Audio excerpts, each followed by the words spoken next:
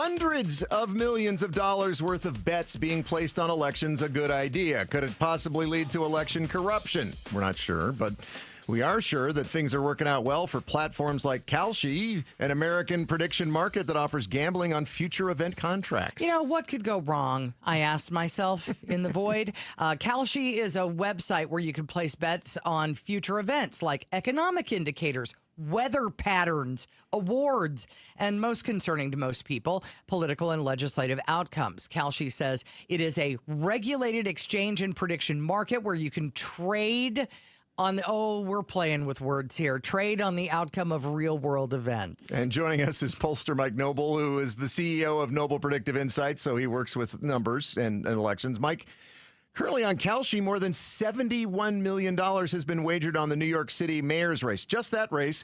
But on Polymarket, which U.S. citizens can't use, there are $368 million in total bets. Do these large numbers worry you?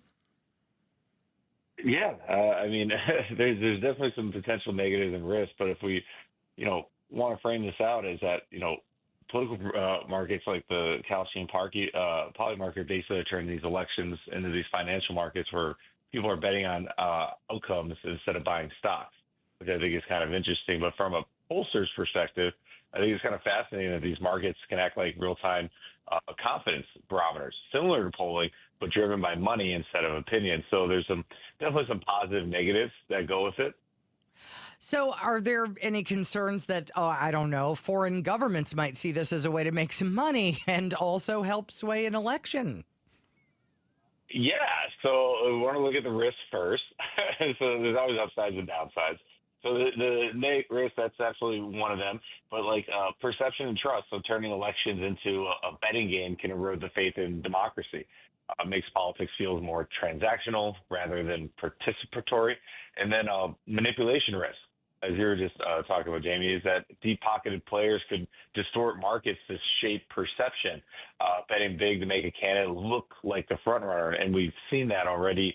Some people have done that a little bit in polling.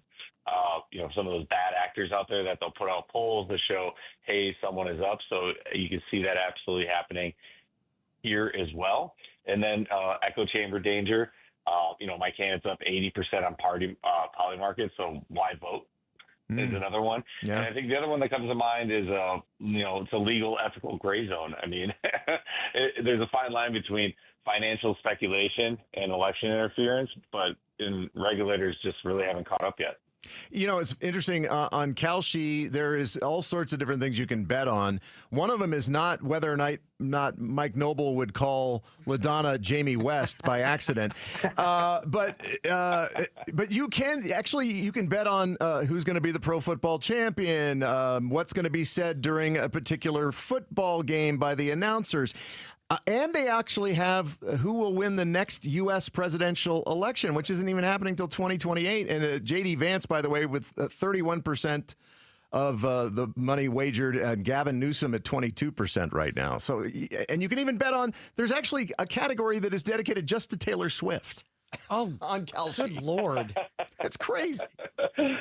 Well, maybe 2-3 years from now, maybe we'll find some local names in there.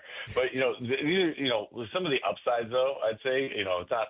There's definitely some risk. Don't get me wrong. There's more risk, I think, than positives overall with betting on elections.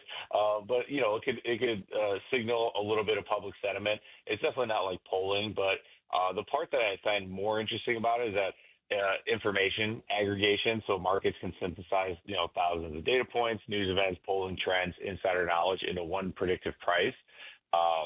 So you can see a bit of that, but I think with the impact, or I think from my perspective, polling measures what people say they'll do. Betting markets measure what people are willing to risk money on, and they're completely complementary but not interchangeable. That's interesting.